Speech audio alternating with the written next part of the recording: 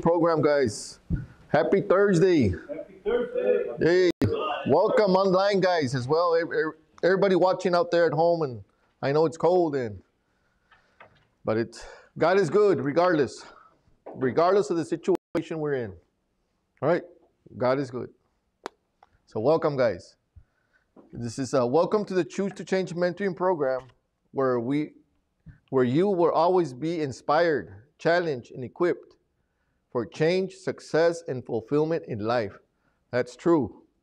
My name is Rudy, and I'm a proud member of the Choose to Change mentoring program. So who are we and why are we here? Choose to Change mentoring is a self-supporting group sponsored by the Choose to Change Foundation. Membership is completely free of charge, but we do encourage donations from our members or anyone who believes in what we do. So we are on a mission to restore families by inspiring, challenging, and equipping men to become more effective fathers, husbands, and leaders in our community. We are often asked if this program is for men only, and the answer to that question is no. It's whoever wants to succeed and whoever wants to be successful, challenged, and inspired. And I was one of them. And that's why I'm here, because I was challenged. I think more men like to be challenged. I accepted the challenge from Orlando. And right now, man, I live an incredible life. I got my own business. And hopefully, God willing, I'm going to get challenged to open another business. So from a 3-time loser, crackhead, cokehead, 8 years in prison, God can do anything, but you have to bow down. You will bow down to someone. All right, so let's give it up for Orlando, right, as he comes up to the pulpit, because he got something powerful tonight. So let's give him up. Give him a hand. All right, Rudy. Someone drew a little art there for me. Art class. Welcome, everyone. Thank you for being here, guys. I was thinking all day long what I wanted to share. Wasn't sure what I wanted to share.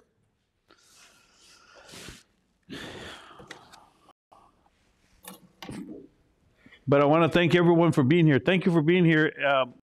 The fact that you're here, that means a lot to me. It really does. And I have to really think a lot about what I want to share. And it's, for me at least, it's a challenging to have to come up here every single Thursday. So I can imagine what it's like for pastors that preach 3 sermons a week. 3 sermons a week. So I'm glad I'm not a pastor. But I am a speaker. I'm an evangelist. I am a teacher. And I am a father and a husband and a leader. And that's what we teach in here. So welcome if you're here watching us tonight. Thank you for watching. Welcome to the Choose to Change mentoring class. I want to talk about tonight is something I entitled, What is the Whole Duty of Man? The whole duty of man. I want you to think about that for a minute, because this has been on my mind for a few months, maybe a couple years, as I'm getting older. I just turned 58 years old. I know I look 30, but I just turned 58 years old. As I crawl closer to 60, think about that for a minute.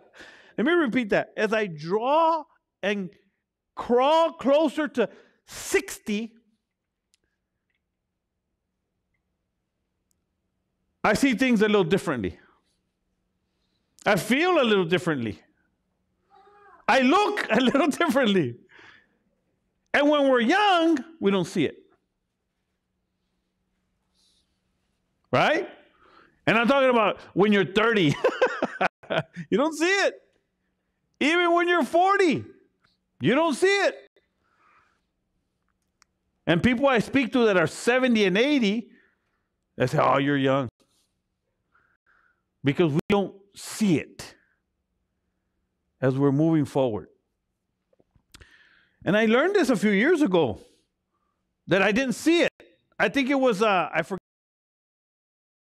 the name, Scatscary, it has a weird name, Zachary or Socrates. What's his name? Socrates. He said something like, I forgot how he said it. But he said as the older he got, the more he realized that he didn't know nothing. The older you got, the more we realize that we didn't know nothing. We don't know nothing. There's always something new to learn for us. But as I've been thinking about this, what is the whole duty of man? I'm struggling with trying to figure out where I'm going to land if God gives me life. So we don't think about these things when we're young, right? And even if we do, we don't do too much about it. It just stays in a dream and a hope, and I want to do something about it. Where am I going in the next few years? I have grandchildren now. Now that changed a little bit, my perspective on life. How ungrateful I was as a son. How ungrateful I was as a person when I see an innocent little child that's 100% dependent on me or on you. That's mind-blowing. To think that I didn't even care. The other week, I shared, a couple of weeks ago, I did something called the 3 basic kinds of man. Men who make things happen, that's the kind of man I want to be. Men who watch things happen, they're just spectators, they don't. And men who don't give a what happens, right? They don't care what happens. And I remember being that way. And for many different reasons. How we grew up, you know, some people had it too good, some people had it real bad. It didn't matter. You have the choice. So anyway, I was getting inspired, so I wanted to show you a video. Are we ready for the video? Get the video ready. Some of my first inspirations, I tell people, we need some inspiration. And once you get inspired, then you need some action. And this is one of my inspirational figures of all time, Rocky Balboa. This is Rocky Balboa talking to his son about life and about how life is hard, and if you can make excuses, you can do anything you want, but man, you're going to have to. In prison, there was a term that said, "You may not learn, but you will mine." And if you go to prison, that's what they're going to tell you. You may not learn. Oh yeah, you may be a knucklehead, but in here, oh yeah, you're going to mine. That's what they used to tell me. Anyway, this is Sylvester Stallone in Rocky, 36. Talking to his grown son that's having trouble with life. So let's check out this video. Make sure that, if you can hear, make sure you guys can hear it online.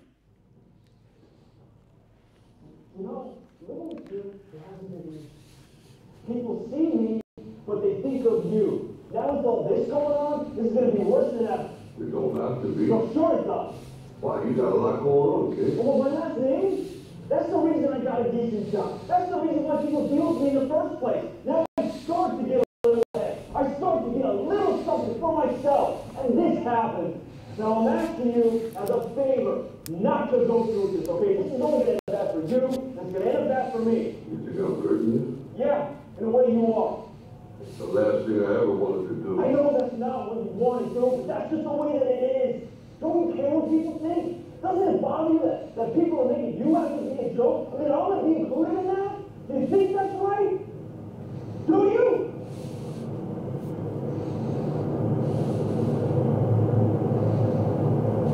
You ain't gonna believe this. But you used to sit right here. I'd hold you up and say to your mother, this kid's gonna be the best kid in the world. This kid's gonna be somebody better than anybody ever knew. And you grew up good and wonderful. It was great just watching every day. It was like a privilege. Then the time come for you to be your own man and take on the world, and you did. But somewhere along the line, you changed. You stopped being you. You let people stick a finger in your face and tell you you're no good. And when things got hard, you started looking for something to blame, like a big shadow. Let me tell you something you already know. The world ain't all sunshine and rainbows. It's a very mean and nasty place, and I don't care how tough you are, it will beat you to your knees and keep you there permanently if you let it. You, me, a nobody is gonna hit as hard as life. But it ain't about how hard you hit. It's about how hard you can get hit and keep moving forward. How much you can take and keep moving forward. That's how winning is done. Now, if you know what you're worth, then go on and get what you're worth. But you gotta be willing to take the hits and not pointing fingers saying you ain't where you want to be because of him or her or anybody. Cowards do that, and that ain't you. You're better than that.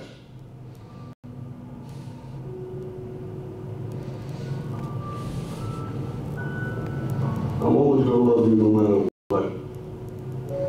No matter what happens. You're my son, you're my friend. You're the best thing in my life. But until you start believing in yourself, you're gonna have a life. It's not about how hard you. Don't forget to visit your mother.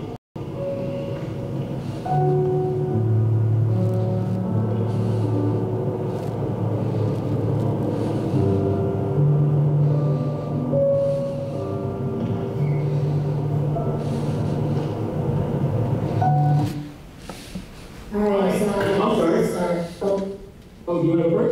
No, I didn't get that. I was just thinking slide 7, talking about bundling In and the world, flow. It's not about how hard you can hit. It's about how hard you can get hit, right? And keep going. And what happens to us in life, in school, in prison, in marriage? We get hit.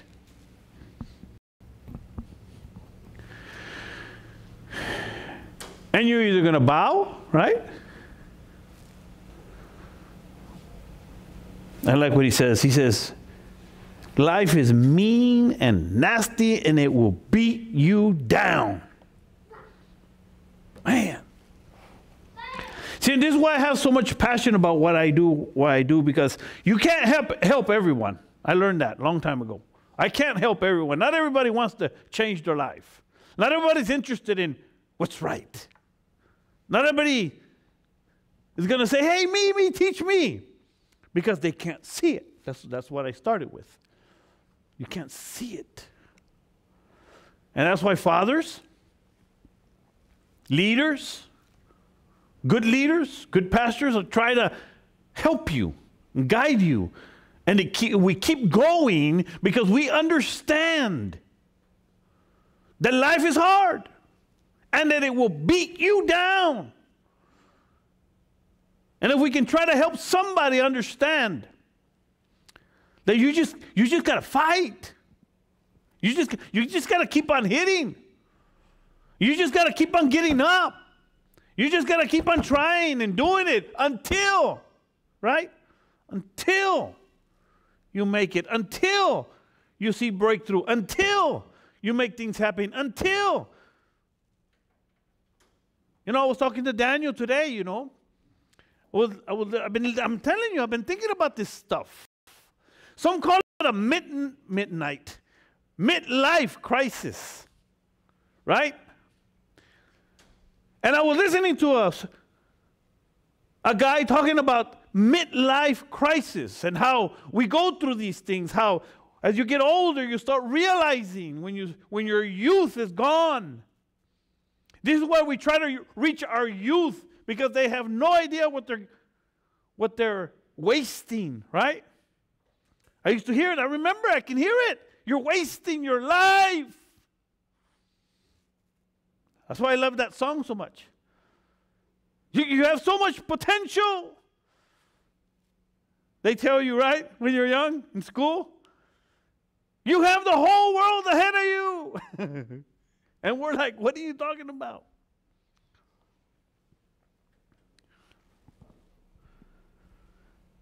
And this guy was talking about this midlife crisis that we go through, and that it will beat you down.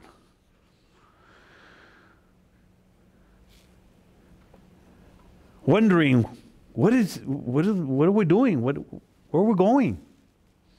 What is my life worth? What really matters?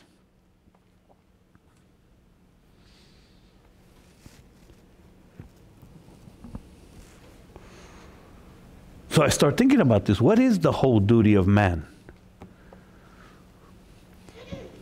I look at my son. He has no idea the privilege that he has. Oblivious that he has his mother and his father. And how do you, I'm just sharing my heart. How do you deal with that? How do you make your son understand that he's living in glory when there's some sons wishing they had a dad?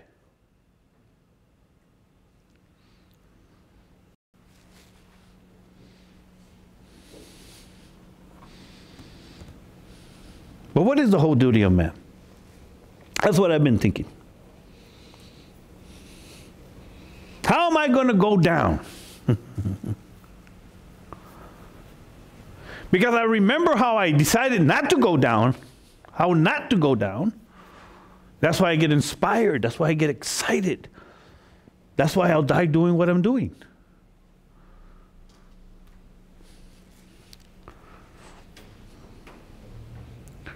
Where do you get your direction in life? Let's look at that. Where do you get your direction in life to help you persevere, get through what you have to get through? Get through the teens, the 20s, the 30s. They all have their issues, right? But let's talk about the whole duty of man. Where do you get your direction from? Your truth. Just that subject alone is can go on and on.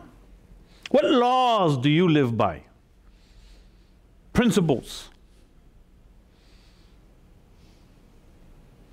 What is your code of ethics or moral guide? I had never really thought about that, right? But we all do. We all live by them. Well, many years ago, when I decided to change my life and I wanted to live a better life, I was trying to figure out where is the guide? Where is the mold? What direction do I take? Who do I trust, right? I decided to trust in God. Gave my life to Jesus Christ, and said, you know what, I'm going to just trust God. I think the Bible's a good book to trust. Well, how do you know? I don't know. I just think it's the best one to trust. Right? That's what I did. That's all I did. I took a chance.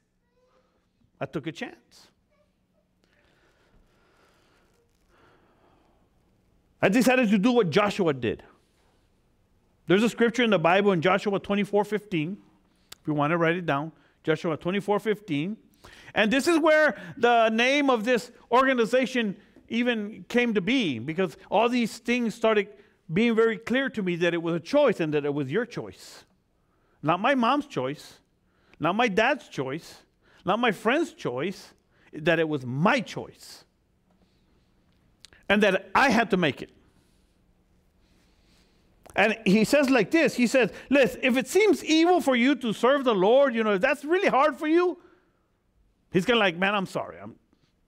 What can I tell you? If you don't like doing that, what can I tell you? That's what he says. If it seems evil to you to serve the Lord, well, choose. That's what he said.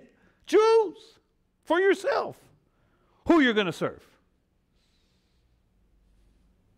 Because you may not learn,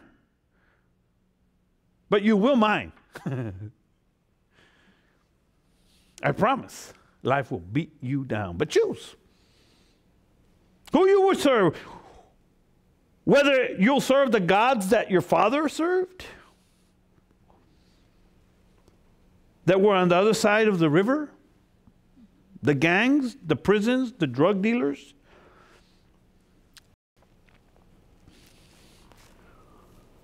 But as for me and my house, he says, and this is what I decided to do. I decided to do this. As for me and my house, we're going to serve the Lord. That's what I decided to do. It seems to have worked out very, very well. And in this journey I've been in, I've learned that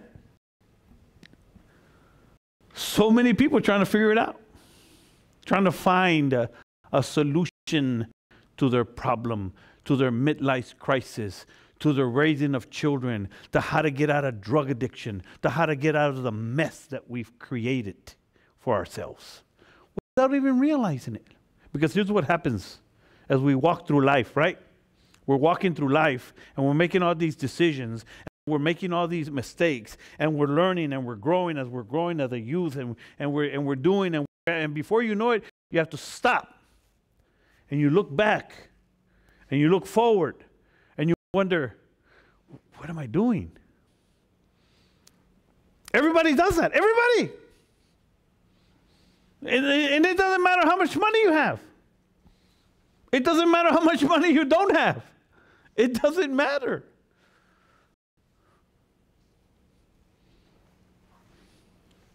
So in my journey, I learned this is why I do what I do. In this idea of trusting God, in this idea of serving the Lord, I learned that what I needed to do as a man, I learned that I needed to be a father, a husband, and a leader. So that's what I strive to do. To be a father, a husband, and a leader. I think that that's what we need in our society. I believe that that's what we desperately need in our society. We need husbands, right? We need, and fathers. We desperately need fathers. We can go on and on with that one. We live in a fatherless generation. Fathers don't want to be fathers. Husbands don't want to be husbands. People just want to be who they want to be. Today, everybody just wants to be on social media, right? On TikTok. That's our youth. No telling what they're getting brainwashed with. By the way, somebody told me I was brainwashed. Anybody ever tell you you're brainwashed? Let me give you an answer. That way you can, because you just tell them, hey, we're all brainwashed. Am I right or wrong? All of us, every single one of us in here. If you're watching me online, you're brainwashed. Boy, that's what? You too. Yeah, we're brainwashed. So, and I know that's what's happening to our youth. They're getting brainwashed. And if you haven't figured out how, what was this? That's it. Two-edged sword. But I am brainwashed. I like it too. What are you brainwashed with? Because you are brainwashed. I promise you, somebody is influencing you. You know what they call people on most social media? What do they call them? Influencers. That's what they call them. I was just reading and I like the way they put it now. A star on TikTok. I guess I had that on my mind because I was reading about this 18-year-old TikTok star that killed herself. She got to a crisis in her life. I was reading the article. It said that her dad, he says, she was my best friend. Maybe that was a problem. She didn't need a friend. She needs a father. Your children don't need friends from you. They need you to be a mother and a father. That's what I've learned. Choose. Choose. I've learned I need to be a father, and I'm struggling with that. I mean, I don't know how to be a father. Just doing the best I can.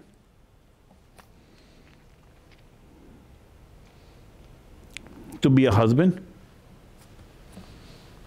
Just doing the best I can, but that's what I'm fighting for. What are you fighting for? And of course, I'm striving to be a better leader. Right? To be that influencer, because I know I am. I'm an influencer. This is what we do when we stand before people. We influence people. And that's a heavy responsibility. You know, and that's why another thing I learned as I trusted God, that there's some bad people in this world. Who would agree to that? Or maybe they're just not bad people, they've just been influenced by bad things. Right? Evil. Because it's a choice. I think that that I've come to believe that I don't know how it all works. I don't know how it's all going to pan out. I don't know who's going to go to heaven, who's not. I have a good idea. I have a philosophy, a belief system that the Bible teaches me. Believing in Jesus, not believing in Jesus, the kingdom of God. There's all kinds of, I don't know exactly how it's all going to pan out, but here's what I do believe.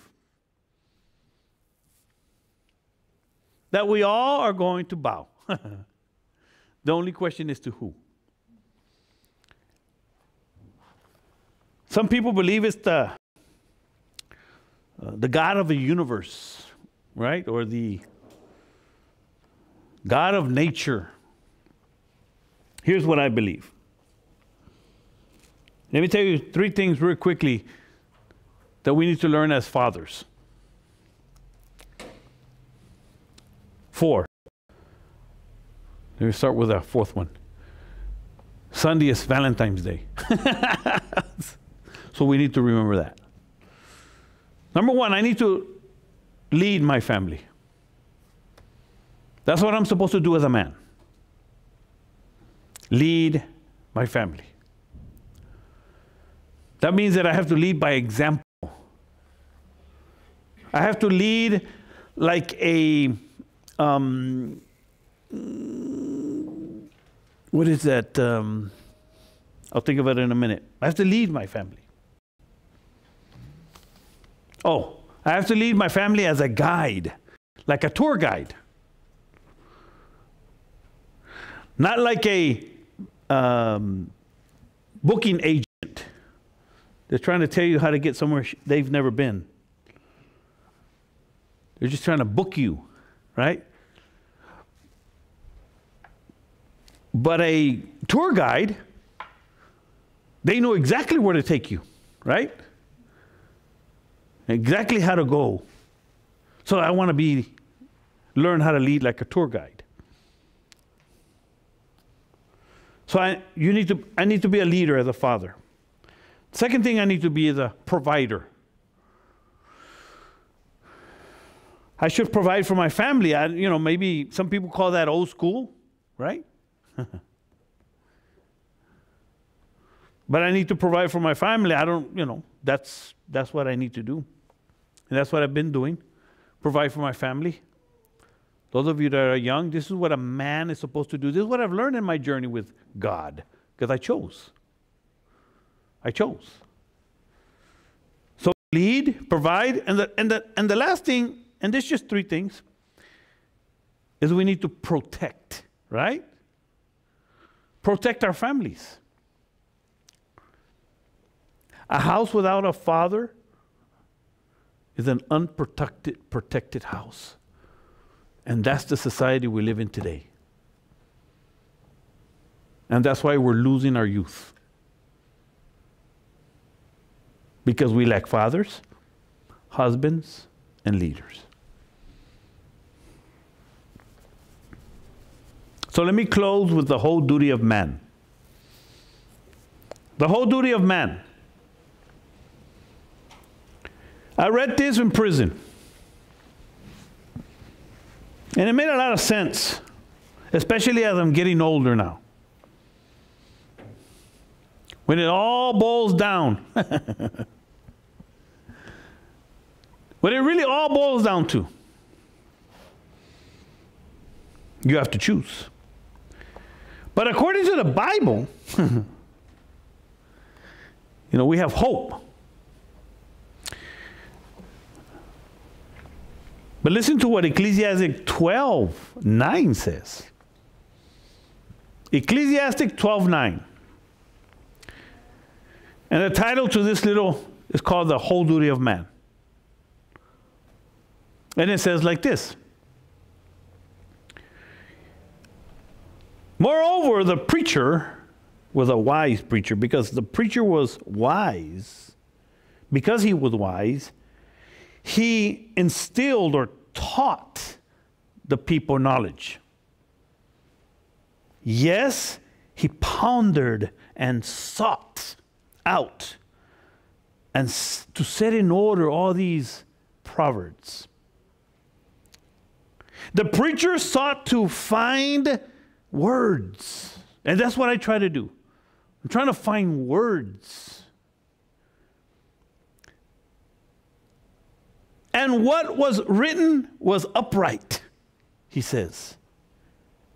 There were words of truth.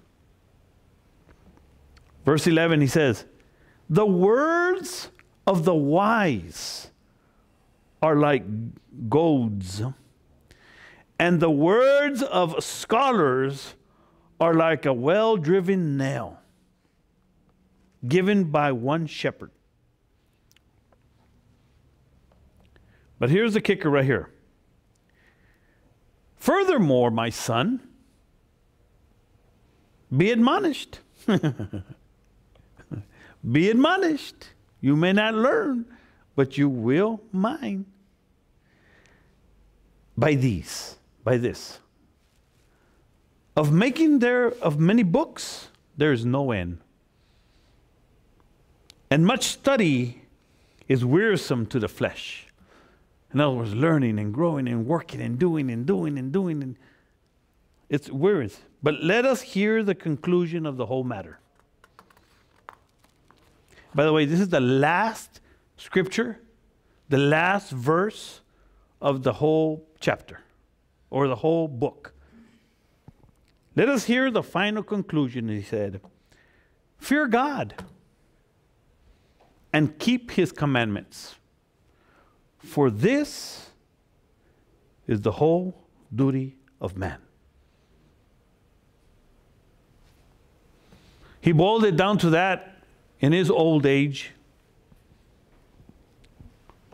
And now that I think about it, everybody that's old and fragile can't do much no more. All they can do is trust God.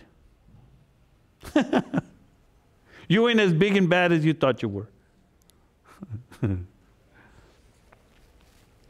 He says, trust God, keep his commandments, for this is the whole duty of man. And listen to what he says next. For God, and this is what I clinged on to, because this is all I had. I don't know what you had. I don't know what you're hanging on to. I don't know what your hope is. But here's mine. For God will bring every work into judgment. Some people don't like that. But I'm so glad that somebody will. For the hurt and the pain that was caused. For the rejection. For the ruthlessness of man. The wickedness of people.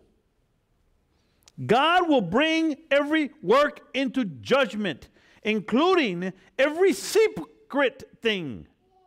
Every secret thing, whether it be good or evil. Period.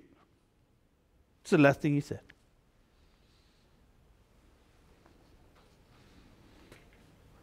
So I had to make a choice, I remember. Choose to change. That's how it came. Because I found out that it was all a choice. Do I want to be the evil one, or do I want to be the good one?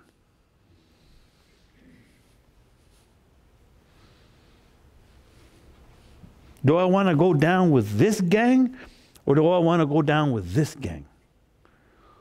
Because either way, I'm going down. But we get to choose the whole duty of man. To serve God, keep his commandments. In other words, all he's saying is just do the right thing. Just do the right thing. Do what you were called to do, which is not easy. Right? I didn't say it was easy. The word is not in there. Easy. If it were easy, everybody would do it. We wouldn't live in the mess we live in today if man just did their job. So I just shared with you what I've had on my heart this week. I was supposed to ask questions. Does anybody have anything to share? How are we doing over there? Yes, ma'am. Yes, ma'am. Yes, ma'am. I don't know how to even say this, but at one, I know that we always say the Father, the Father, the Father. But we as women have to, or we need to teach women to choose the right father, because we can say, well, your father's no good. Well, you chose to be with that person. So if women stand up and choose the right decision, they Make the right decision? a good man, they wouldn't have the fatherless child. Mm-hmm. So stop being with men or out or whatever, so that way your child won't be in the father. I guess the better, yes, it makes sense. In other words, if women would make the right choices, right? But I thought about that. You know? And no matter how we slice it, it's hard. Because how were we when we were young? You remember the choices you made? You remember the choices we made? Right? Is it like I started, we make all these choices and we have no idea what we're doing. We think we're like my wife. She had no idea. She made no. And the thing is, I think to be fair, Laura, because that is hard, because that's what we're trying to do with our children, right? We're trying to help them make right decisions. But see, our children, that's why I was talking about my son. He has no idea the blessing, what he has in his hands to have his father and his mother. Because most young ladies that make those bad decisions come from what? A fatherless home. So then we can turn it around, and this is why I'm doing what I'm doing.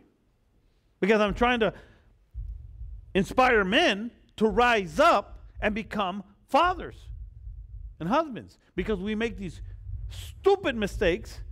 We make these crazy, selfish decisions, right? Because we're ruthless. And why? Because we don't have God in our lives. We don't have no guidance. We have nobody to direct us. So it's like a coin, right, with heads and tails. So I'm trying to do my part, but we're going to have to choose a change for women. Right? And we'll let you lead it.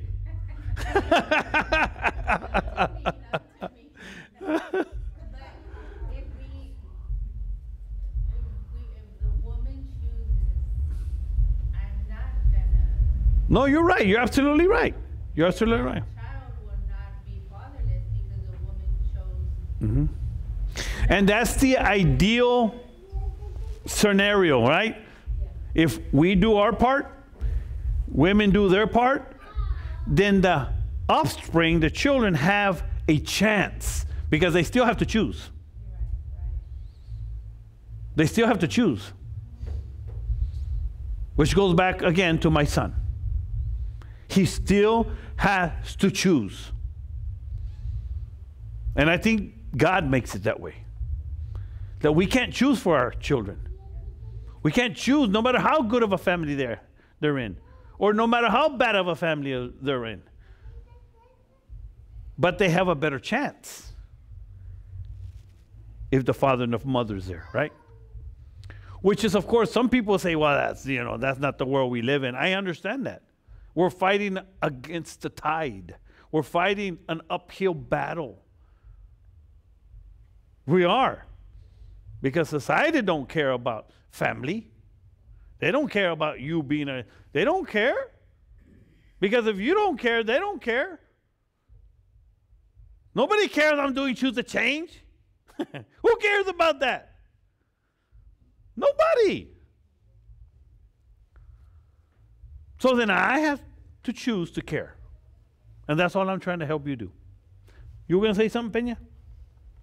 No, I just the same scenario. Like I've raised, my older kids gotten older. Good choices. And then I have a couple of younger ones that are growing up. And just had a situation happen this week where one of the older ones told me, hey, the little ones, they're not doing anything like, I would treat them or how I would deal with them, and I had to talk to my older ones and tell them it's not like that. I mean, believe it or not, as a father, I look at my kids and how they're growing up, what they're doing, what they're listening to, and as that goes on, I'm also something happening in me. Like, how am I going to approach this so that I don't break the child, but at the same time I'm able to give him words that would move him to that position that he would be able to appreciate and love God. That's where I'm at with my little ones. I know sometimes it's sad, but it's not. For me, I've gotten to that point where I'm like, okay, I don't want to do something that'll cause him to turn left, And so that's what I've learned with all my children. I've treated them all, not treated them as the way I love them and stuff, but like I've had to deal with them a little bit different. From girls to the boys, and they're all, and some of them think, there's been times I've gone through the phases where, you love your mother, or you dig it, or you, and it's not like that. But as they grow, and they start seeing things, they start realizing that, you know, and then with the older ones, I'm like you. I'm like, hey, you know, they get caught up in these real small choices, decisions making, and they start bumping heads or whatever. And it's like, hey, you guys gotta learn how to make good choices, because life is gonna bring harder choices down the road that are not as easy as, I'm looking at these choices, and I'm like, this is easy. Yeah. But I don't wanna really get involved because I know that it's not one of those critical choices, but it's like, hey, you guys are gonna have, life is gonna bring tough decisions to make. And Yep. we're not, you know, I'm referring to what Laura said, my wife, is just that, like you were saying too, man, this world and how it's treating our children, how it's, what it's implementing, what it's putting into them, you know, that's another challenge for us as parents. We can be single, or we can be, because I'm sitting there at times, because I work 3 days, I have to be in the office, and then 2 days I'm off, so I get to listen to these teachers teaching my children. And sometimes I'm like, what? Like, that's way out there. So I make time sometimes to be able to pull them aside and say, hey, look, not like what he said, you know. So I try to, but that, you know, but some people, they don't have that option, you know, to be able to be watching all that, or that I'm gonna have all that, but it's life, and it causes people to make choices sometimes that they don't want to.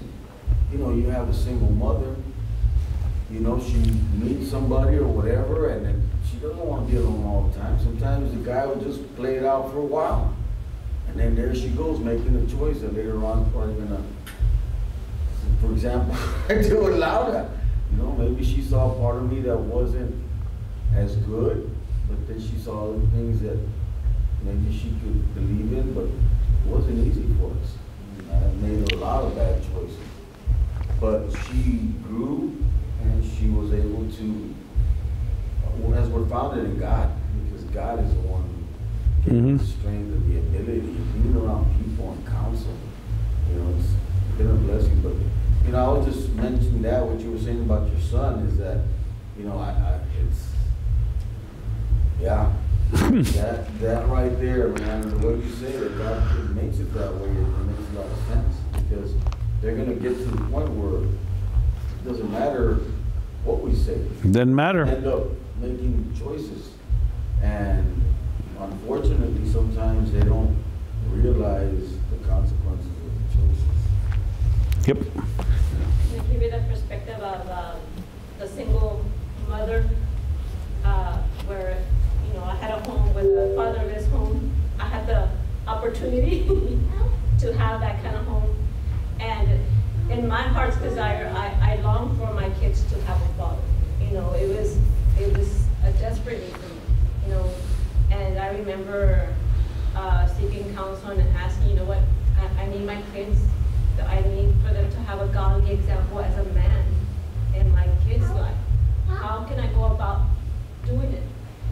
And the answer that I got was, first of all, being an example of a godly person to them, and just bringing them to church and then seeing other men, other fathers treat their daughters or their children the way they need to be treated, was the example that I was given. It's like, you bring them to church and they'll see the kind of example, and they'll cling to the preacher, the pastor, the role models that are there, that are set there by God for them. And, you know, the church, the pastor, God was a covering, like you said, to my children that were without a father, temporary. So yeah. That's the other point of view, or the perspective of a home without a father. So I'll go ahead and close, because my wife, she was speaking there, and you know, because my kids didn't have a father for almost 7 years, but we have a couple of youth in here. All of us, the subjects that we're talking about are hard. Nobody likes talking about this stuff. But Isaac, I wanted to ask you a couple of things, if you don't mind. I don't mean to put you on the spot, but But I think about you, and I think about how you came into the church, how you came into this class as a youth. I think about your story and how you lost your father and your mother. You know, just bad scene, you know, and how you were going to give up. So you mind sharing a little bit how you were able to make your way through life? I know that you were kicked out and you were homeless, and just, do you mind sharing a little bit how you were able to make it thus far? Yeah, as far as the only reason why I'm here is because I made a choice. Can we put the camera on him? Yeah, come over here. Let him come over here. Yeah, I you know, we're gonna close with Isaac here. Isaac is a young man that you know, is very inspirational to me, because this is the kind of stuff that I like watching. People that could have just given up and just literally either lost themselves in drugs and alcohol, or just killed themselves. I'm just truth. I promise you, this is he'll share that with you, because life is hard, man. And the only reason I'm bringing him up here is because the stuff we're talking about, whether we're fathers or whether you're the youth, it is hard. Nobody likes talking about this stuff. But that's why we're here. To try to help somebody make a better choice for their lives. You mind sharing a little bit about? Yeah, just as Orlando said, you know, I had a difficult life growing up. I lost my mom to a heart attack at the age of 13. 2 months after my mom passed away, my dad decided to leave. And, you know, just, so not only was I a fatherless home, but, you know, just, I didn't have no direction in my life. And having no direction, I started to get into drugs, just really get into the streets. I just got totally lost. I ended up being homeless. And by the age of 23, I started living under a bridge, just having no hope in life. And then I came, I came to Christ. I made a choice to want to change my life. And you know, just as one thing that as I was hearing everything today, you know, just as Orlando was saying, that, you know, sometimes you can have everything, you know, in the home, but it all depends on whether if we want to make that decision to change our lives or not. You know, you can have everything, and you know, as I started, you know, wanting to change my life, you know, it all happened once I just gave my life over to God. And you know, just seeing all the examples around me and stuff. But you know, even without the examples of the people in the church, you even see it in the Bible so many times. You know how you know, Jesus, you know, not only did he pave the way, he showed us by example. You know, and he showed us by things, you know, that he did, and you know, he showed us that we can do it as well. And you know, it makes a huge impact when you don't have a father figure in the home. It makes a huge impact when a mom is by herself. It makes a huge impact when you don't have positive people, but that's not an excuse. You can still change your life, whether you're 13, 14, 26, or 48. You know, it's all by making that decision. And I made that decision when I was 23. And you know, now I'm married. You know, I've been sober for over 6 years. You know, and I'm completely just in love with God. And I say that as a hope because, you know, many times we can come and we can blame situations like, oh, you know what, I don't have a father. You don't know what I've been through. You know, I don't have, my mom's single. You don't know what I've been through.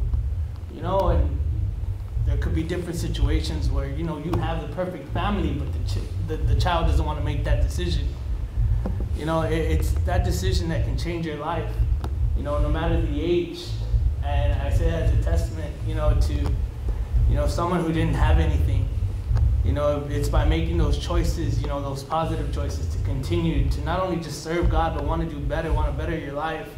And not stay stuck in that decision or in that environment where you're at, where you just don't care about anything. I've been there. You know, you feel like you're just trying to fill the void in your heart. And you know what, I'm just going to come here, I'm just going to do this.